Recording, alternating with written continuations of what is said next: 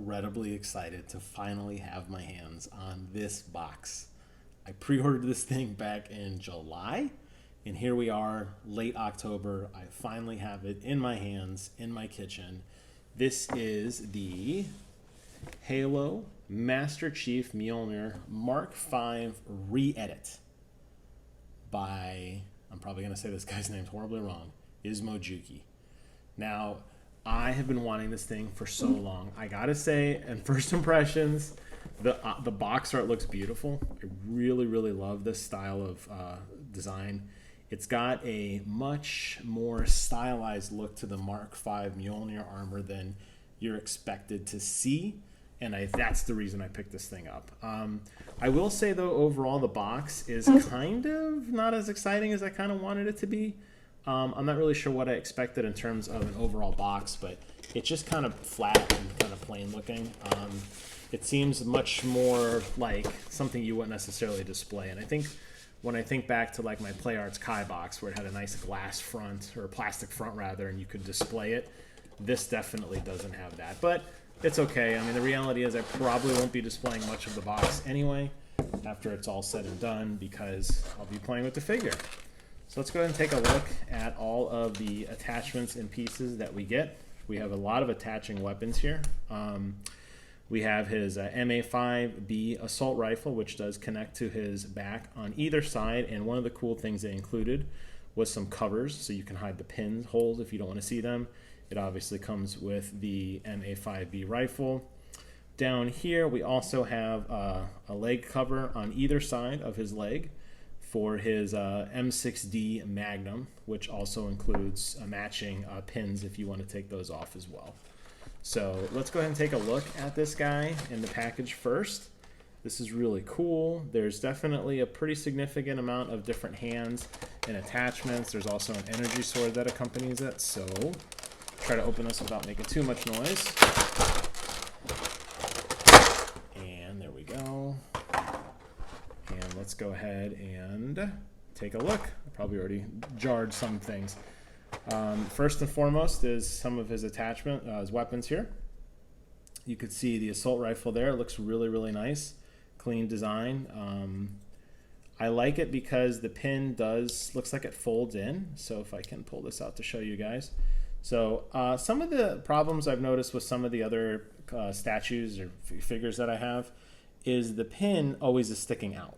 So if you're having the character hold it, there's this dorky looking pin. They did a really cool thing. They actually let you flip it in so it's completely flush with the gun. I really, really like that. I assume the Magnum doesn't have that because the connection is a little bit different on the way to his body there, but there you can see the Magnum. And I actually just realized now, taking apart, as I'm kind of going through this packaging, there's actually two Magnums. So you could really go loaded. You could dual fist if you wanted to, kind of like Halo 2 style if you wanted to. You could dual wield, which is cool. You also have an energy sword here, which looks pretty cool. Basic. I wouldn't expect too much from an energy sword in terms of how it looks. I like that they added some of the kind of like sparkle effects to it to make it look like it's pulsing a little bit. That's kind of neat as well. I'll put that down here. But the thing I know you guys want to see the most is this figure. So let's go ahead and take a look. Looks like they put some protective stuff around his joint here, which is pretty common. So let's go ahead and take a look at what he looks like. Here is his head. Hopefully the camera's focusing well. You'll notice what I mean about some of the lines. Now, this is definitely in the style of Halo 1. You can tell that by this incredibly large visor piece that actually has a big gap in the center. That was indicative of the Mark V armor for sure. Also, and this is something I didn't really realize until I went back and looked at some of the art, he actually has a utility belt the entire game. You don't really notice it in the game because it's kind of just blended in. Here, I believe that the designer of this figure wanted this to be accentuated, so it's definitely a much brighter color. I think most people playing Halo would not recognize this belt. They would just think that this is a black piece of kind of under armor, and in fact, it's not. You could also see some of the really detailed design here, some of the really hard lines for his gauntlet, And for his shoulder, you could see his backpack, kind of armor chest looking piece thing here in the back. Also very bulky, but very, very, very stylized lines.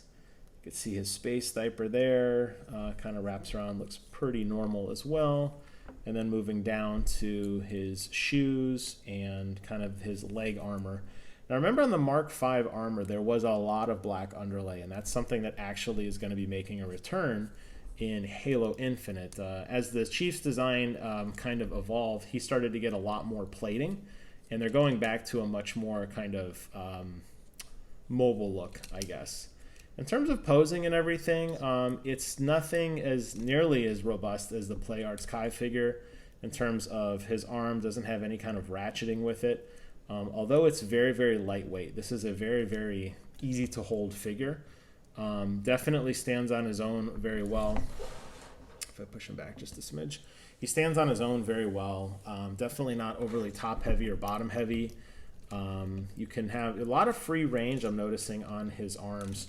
They did a really good thing with these ball joints here to allow you to really kind of spread his arms out or bring his arm around.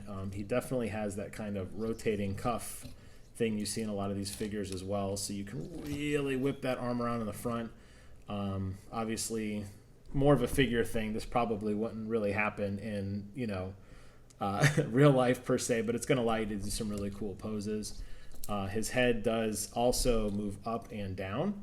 So you can get, if you want to have a more like a hunchbacky kind of look, you can. Here's the default position. You can have his head come down and then lean forward like he's kind of ducking. That'll be good for posing. I do like that. I think there's a lot of nice range in his head.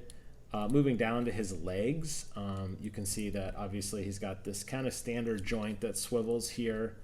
Very similar to what's in his shoulder. The range of motion on knees is always an interesting one, and this actually has a great range of motion. Look at that. You can almost kick his own butt.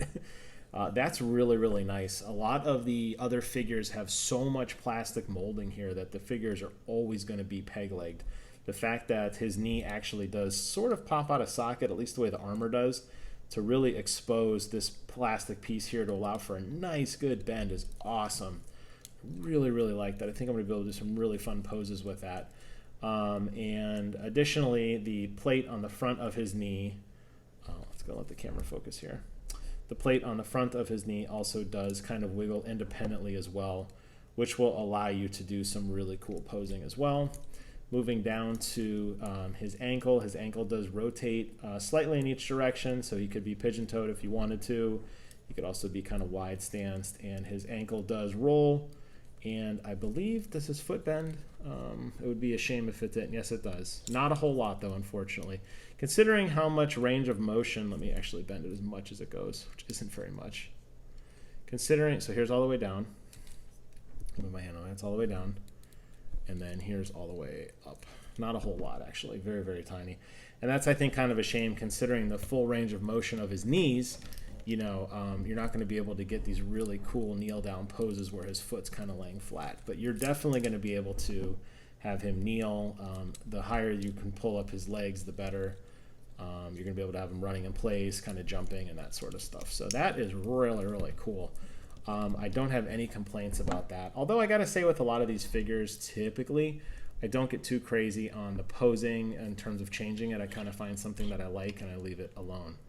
Moving on to some of his hand attachments, it's a kind of standard hole here with a little peg that just kind of snaps into place. Let's go ahead and take a look at a few of his hands here. Let's just pull them all out so we can look at them together.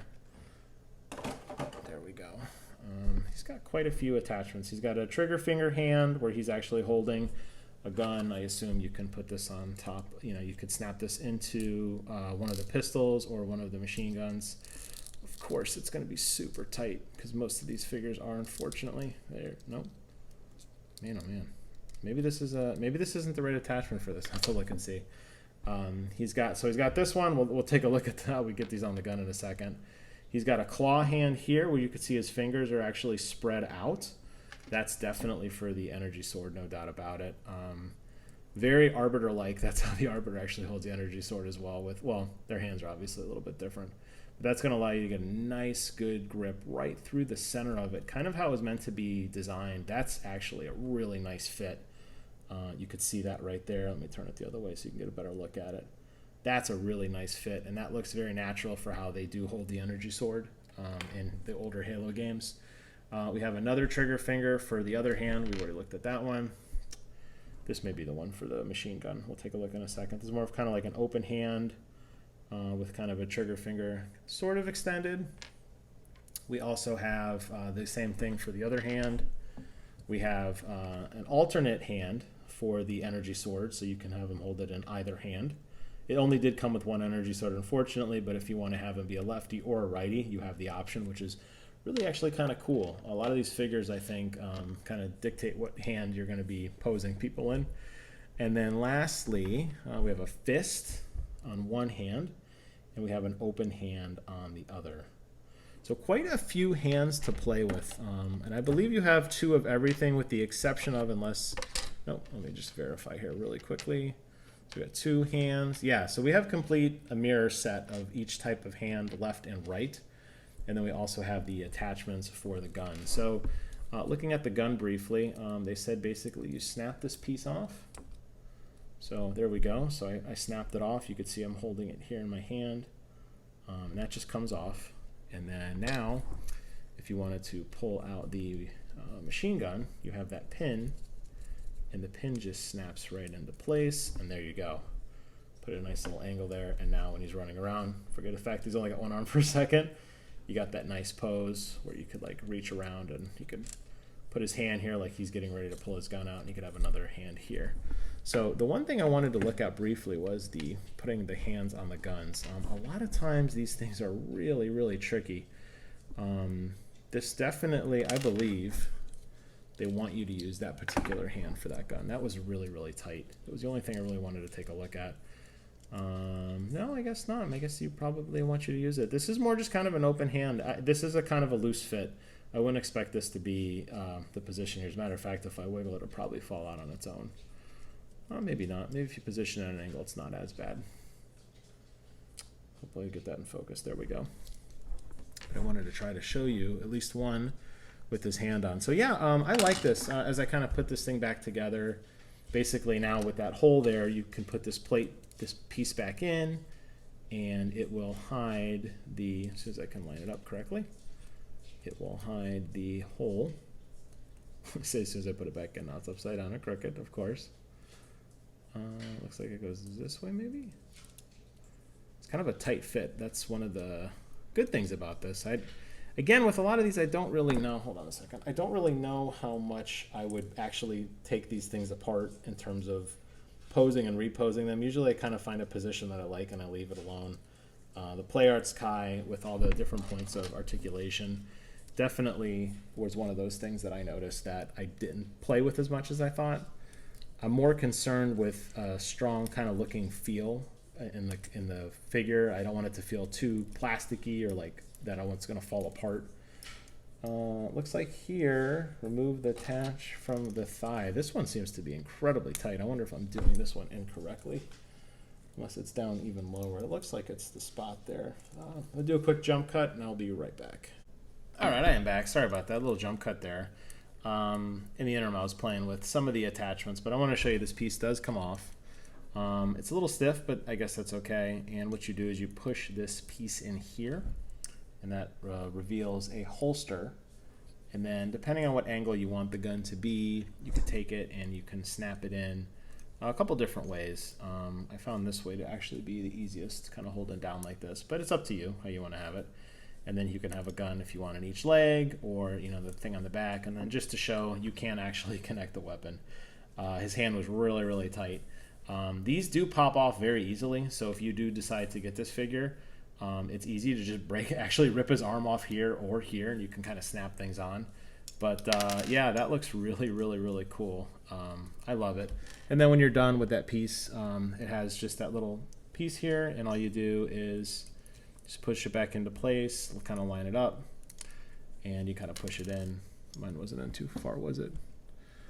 You could line it up and push it back in, and then it'll stay in place, and then you have the covering closed again if you don't want to have it open. It's Sticks out a smidge, kind of on both sides, but it takes a minute. Oh, there goes his arm. But there you have it. It's really, really cool. I love this thing. I can't get enough of it. I'm going to find a really cool pose, and I will probably end the video with a picture of him with his hands doing something really, really neat, just a single photo. But yeah, lots of articulation all throughout, and yeah, I think this is an absolute winner. So if you're interested, I'll post a link in the description below. You could get your own. Hopefully it won't take you, as long as it took me to get mine. Thank you guys so much for watching. Take care of yourselves, and until next time, we will see you guys on the other side.